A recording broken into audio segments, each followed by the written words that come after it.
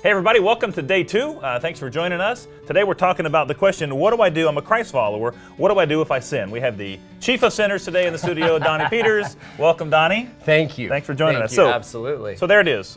We all sin. What do I do when I sin? What do I do when I sin? That's a great question, because we all do it, right? So I think there's a comforting piece in that you've sinned before, right? I think once or twice. Yeah, just a few minutes ago. So Romans 3 says that we all have sinned. So that's good news in the sense that I'm not alone in it. The real good news is that Jesus actually didn't sin, and so that's huge because it sets up the great news, which is that through his death and through his resurrection, we are forgiven of all of our sin. And so past, present, future, all that is taken care of. So that's a huge part in terms of that understanding matters the most, I think, in that.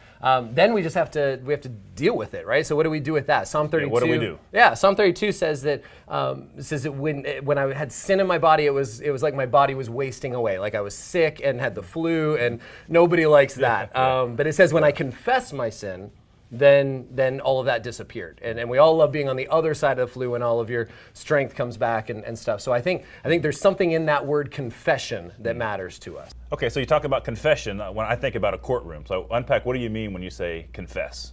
Sure, yeah, I think there's a couple aspects to it. I think one is you have to admit that you were wrong, right? So what I did, I tried to do it my way. I thought I knew what was best, so I have to admit that I sinned and I was wrong. I have to agree that God's way was right? That there was a different way, a better way. So I'm admitting my way was wrong. I agree with God that your way was right from the beginning. And then I have to accept his love, his grace, his forgiveness, all of those things that he pours out into our lives as a result. And I think that's really what that confession part, you look at 1 John 1:9 says, if we confess our sins, he forgives them completely.